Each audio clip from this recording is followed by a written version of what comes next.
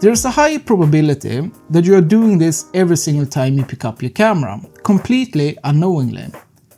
You look through the viewfinder, shift slightly to the left, take a step back and press the shutter just because it feels right. But it's not just a feeling, it's structure. Today I want to put a name to what that actually is and show you how recognizing it will completely change how you build your compositions, no matter what or where you shoot. Hi, hello everybody, welcome back to a new video, hope you're all well. For the longest time, basically since I ever picked up a camera, I've been drawn to certain scenes. I'd be out on a walk, see something interesting, frame it up, take the shot, then view it on the back of the screen, and really like the photo. But if you asked me why it worked, I couldn't really give you a good answer. I just knew my eye liked it. And I'm sure you felt the exact same way at some point. You just take a shot because the balance feels right. Or maybe I'm completely alone in this, but I really hope not. Anyways, it wasn't until this past year when I was curating my own work that it finally clicked.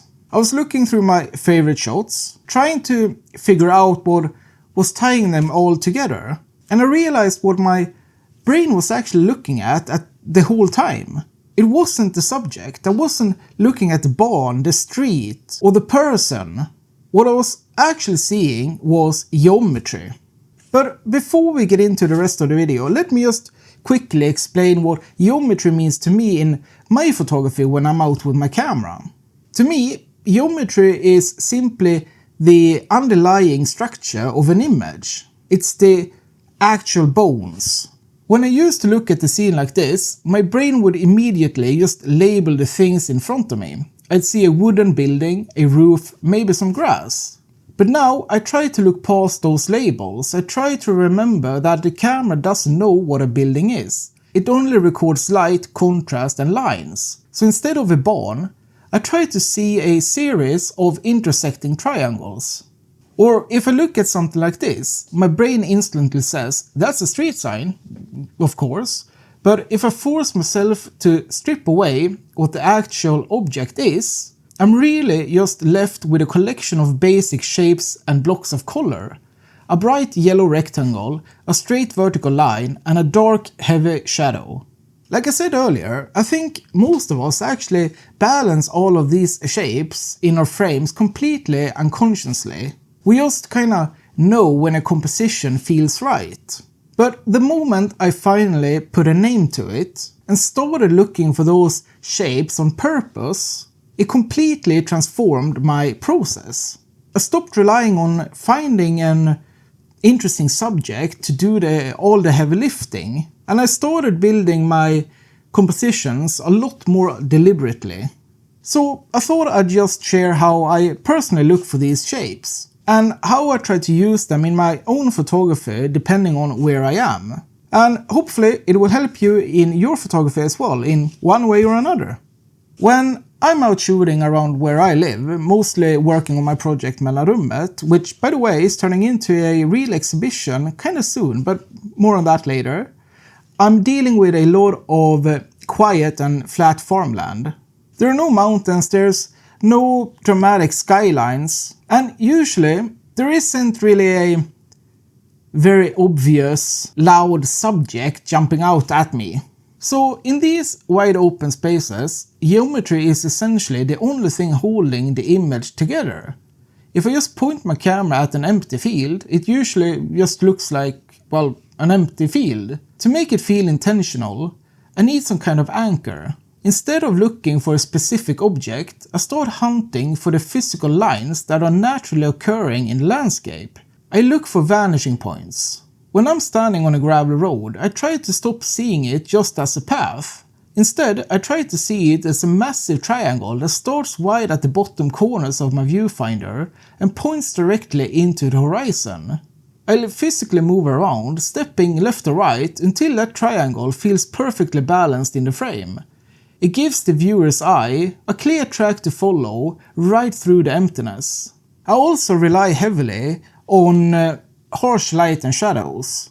Out in the open, especially when the sun is low, a shadow isn't just a dark patch on the ground. it becomes a massive graphic shape. A long shadow stretching across the field can act almost like a physical wall, splitting the composition completely in half and separating the frame into distinct blocks of light and dark. For me, finding these lines, triangles and blocks of contrast is what makes the emptiness work. The geometry becomes the supporting subject, it builds the stage, and it turns a very ordinary everyday scene into something that feels structured and deliberate. When I take this same mindset into a busier environment, like in a city or by the harbor, my approach naturally changes. Out on the gravel roads, I'm usually trying to find that anchor for all the emptiness, but the city is the exact opposite. It's chaotic, it's cluttered, and there's almost always too much going on. So in those situations, I try to use geometry to organize all of that noise. Instead of looking for one big leading line to fill an empty space, I start looking for repetition, patterns and frames built into the architecture.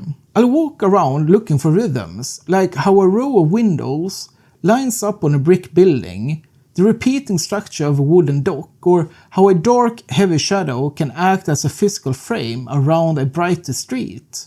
When I find these structures, my goal is to align my camera perfectly straight with them. I'm essentially using the buildings and the light to build a rigid geometric grid right inside my viewfinder. And what I really love about working this way is that you don't even necessarily need a clear, obvious subject to make the photo work. As you can probably tell from my photos, I rarely shoot people, which sounds absolutely terrible out of context. I rarely photograph people. But when you establish a strict, structured baseline with the architecture, the organic things that are already there, like the messy texture of the ocean, or the leaves on a tree, or just the way the light hits the pavement, instantly stand out. The rigid pattern of the city basically becomes a highly structured stage, and it helps me to completely contain the chaos. The third way I tend to use this is for the details.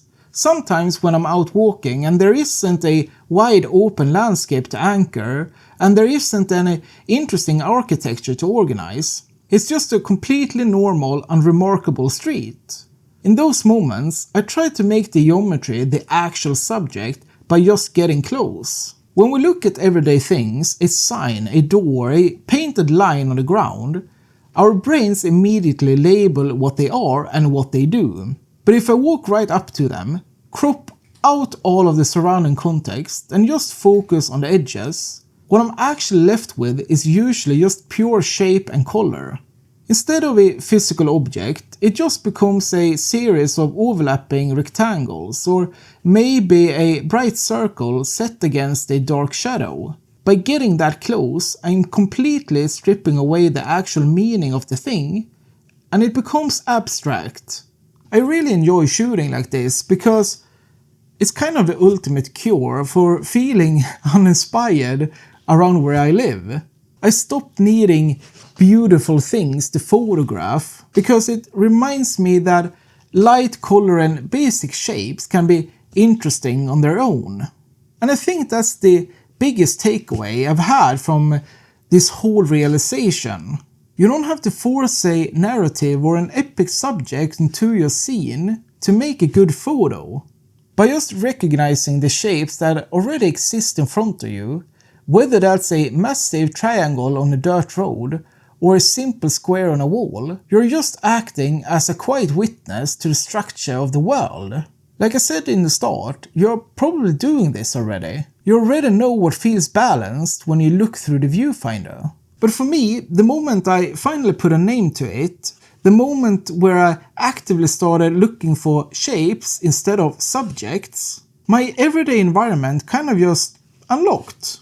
But before we wrap up, I have some huge personal news. My project Mellanrummet, the project I've been nagging you about for the past year, is turning into a physical exhibition here in Sweden. It runs from the 27th of June to the 5th of July at ArtX Gallery in Ulricehamn. I'll be there for the opening and closing weekend, so the 27th and 28th of June and the 4th and 5th of July. So if you're in the area, consider this being an unofficial meet and greet. I'd love to talk photography with all of you in person, so if you have the opportunity to just come by and say hello, please do so. All the dates and times are down in the description.